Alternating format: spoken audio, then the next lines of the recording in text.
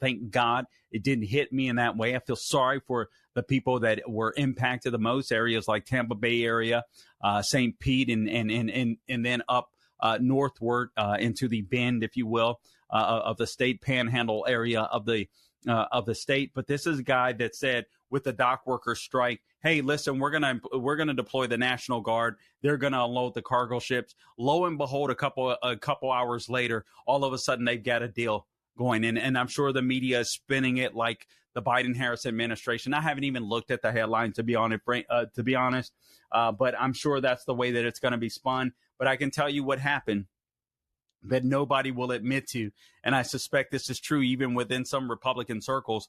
The reason why a deal was negotiated, in my opinion, is because Governor DeSantis came out and said, you know what? We're not going to let these this thug president, this union leader that drives a Bentley and has a 7,000 square foot mansion. He's not going to impact the lives of Americans, particularly in my state, that are already hurting. We're going to deploy the National Guard. And I suspect that union thug said, oh, crap. If other states start doing this, they might realize that they can bring other people in and automate our industry. And my butt is out of a 7,000 square foot mansion in a Bentley while I'm putting other people out of work. I think DeSantis, whether he knows it or not, whether the media wants to admit it or not, whether the left wants to admit it or not, whether the Republican Party wants to admit it or not, I think he ended the dock worker strike. I really do. That's my opinion. That's bonus. All right, so let's do this. We'll just run through a couple of real quick. I didn't intend to keep you. I didn't want to keep you that long with this particular podcast, but I needed to make sure that I spoke out to it because I've been impacted by a storm, but nothing like this. And I've been through some bad ones, been through some bad hurricanes here in Florida. But from what these people are saying, totally devastated. Let's go to number 11, please, Gabe. This gentleman he does rescue missions. I believe he used to be special operations. He used to fight in the UFC. He may still.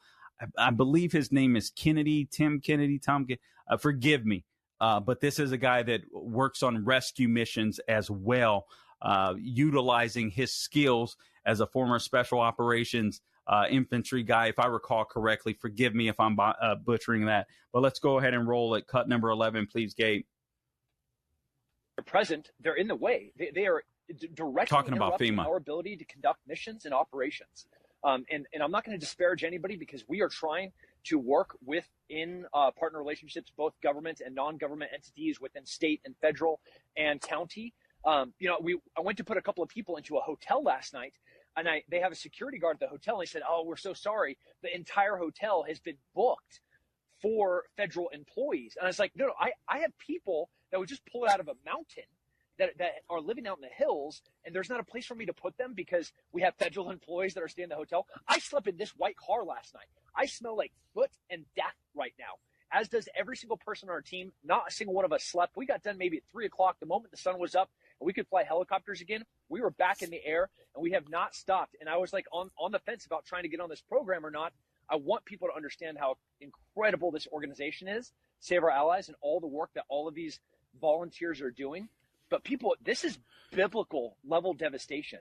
This is apocalyptic, the things that we see out there. Biblical level devastation.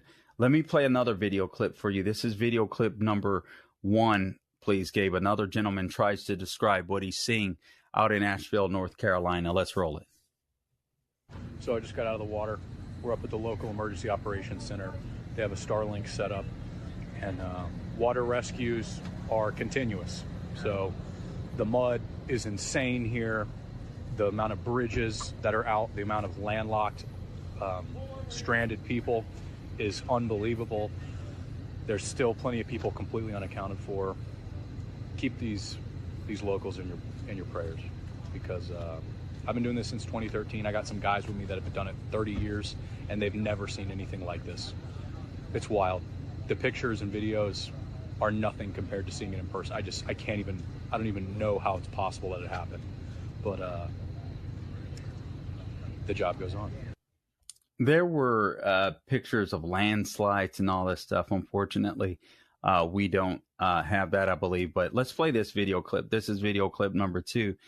This is a gentleman, Charlie of Aerial Recovery Group, shares how his team rescued an 11-day-old. Let's play that, Gabe. Cut 2, I'm sorry. We rescued a 11-day-old baby yesterday with a civilian helicopter, with a nonprofit, and with a volunteer from the Florida State Guard, and a pilot who had never landed on the roof of a hospital before. But we got it done. The baby would have died had we not shown up, and made a big difference in that family's life. And then, of course, today, USA Today puts the story out that the North Carolina National Guard executed that operation. So it's like, people are wanting to claim credit and not actually do the work, and it's pretty disgusting to see. But anyway, this is a gentleman that saved an 11-day-old baby. This is Kamala Harris trying to look like she's in control of the situation. This chick is clueless. I don't like to be nasty when it comes to Kamala Harris. I really don't. But this lady doesn't deserve to be vice president. She didn't deserve to be a senator. This lady worked her way up in ways that are pretty scandalous, quite frankly. But obviously, she had a lot of ambition, too. I won't say that it was just one particular way, but she had a lot of ambition, too. But this lady will do whatever it takes to gain power and authority. Here's her faking the funk in video. And that's why she's hiding. She can't talk about her policies. And it isn't just because I don't think she's the brightest bulb in the bunch, but I also think she doesn't know how to talk about her policies without giving up the ghost, without just blurting it out.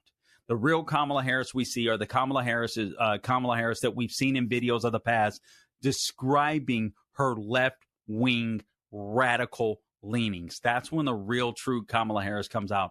I don't think she even knows how to be a politic on the issue. I don't think she's bright enough to be able to do it. And I think she knows it. She's not smooth enough. But here's her faking the funk video clip number 3. Madam Vice President.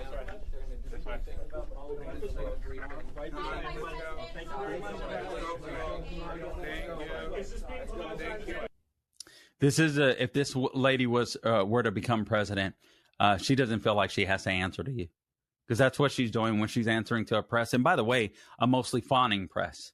She doesn't have to answer to you. Honestly, this is a government of, for, and by the people. Let's play video clip number 5.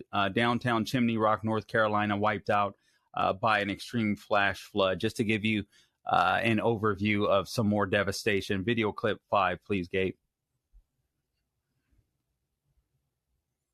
Oh, my Lord.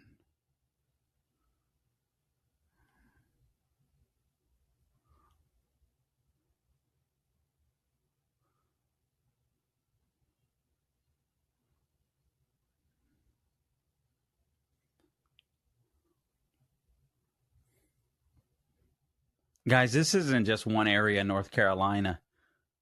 Oh, my Lord. Can you imagine how many bodies are probably in that? Look at the road. Look at the road. Oh, my Lord. Lord, have mercy.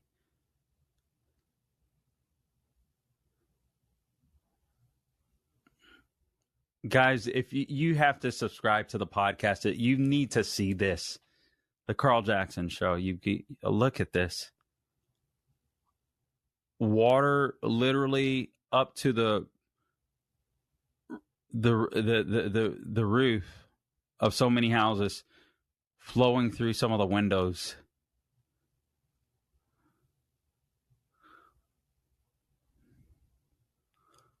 All right, so we'll have to clean up a little of that language, but the road was gone. That's what these people are experiencing. Video clip number 6. No, a little more perspective. Restaurants underwater.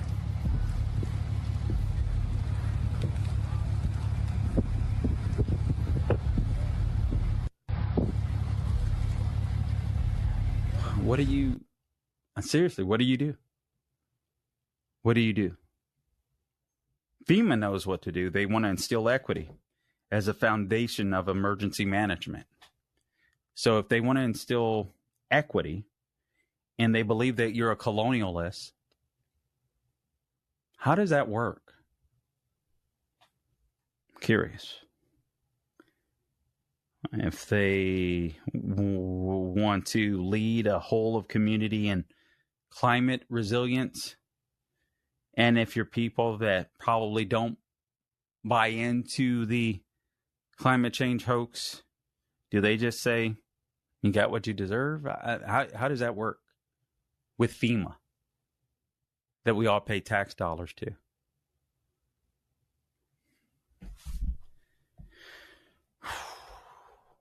Guys, pray, donate. Maybe some of you listen. You don't want to go and get in the way unless you know some specific group you can be a part of to go down and help. That's already organized. But there's some people down there that could use your help. And if you can afford to spare anything, check them out thoroughly. You don't want to necessarily send to some randos, obviously, because there's evil people out there. They're not monsters. There's just evil people. And they will take advantage of this situation like they would any other situation. Man, I'm going to need a good night's rest. I gotta share. I gotta share something here if I can find it. Yeah. Okay. Good. Because we're all gonna need that. Listen, we still have to pay the bills here, but hopefully, I want to talk about My Pillow. But man, I honestly hope all these people that survive, and when they get a good night's rest, I hope that My Pillow can reach out to some of these people. These are fantastic pillows. You get fantastic sleep with them. A large retail store just canceled a huge order, leaving My Pillow with a ton of extra My Pillows. But you know what? That's their loss and your gain. So here the left is at it again. For the first time ever, you can get a standard classic My Pillow for wholesale prices, just $14.88. That is insane. But it gets better. For a limited time, they're offering their entire classic collection at wholesale prices. Get queen size My Pillows for just $18.88. Upgrade to a king for only $1 more. Get the body pillows for $29.88 and multi-use My Pillows for just $9.88. All you have to do is go to mypillow.com, use the promo code Carl, C-A-R-L. I don't spell it like the communists, or you can give them a call at 800-858-0263 to take advantage of wholesale pricing for the first time ever. On top of that, receive shipping on orders over $75. They have never been offered this low before. There are limited quantities at this price, so the limit is 10. And once they're gone, they're gone. Again, go to mypillow.com or give them a call at 800-858-0263 and use the promo code Carl, C-A-R-L, to get the standard My Pillow for only $14.88. That's the lowest price ever. Guys, when I return, there's a bunch of news that I didn't get to today. I decided to just focus on hurricane. All right, welcome back to the program. There were actually more clips and video we could have shown you, but you get the picture. Help out and donate where you can.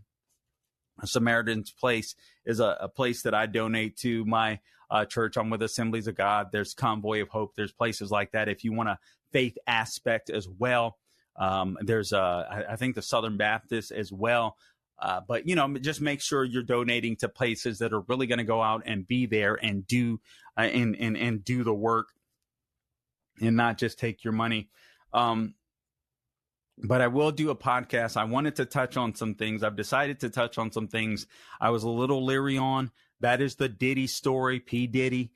For those of you that are interested, I'll tell you that I typically stay away from stories like this, even as evil as it sounds. I'm one that I don't like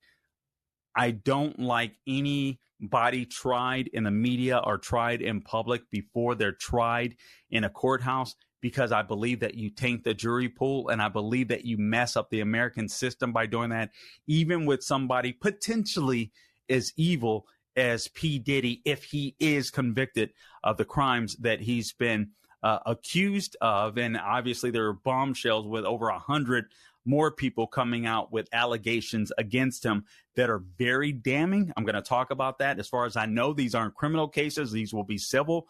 And typically I wouldn't talk about those because even though I know there's a lot of grifters and even people that aren't grifters, culture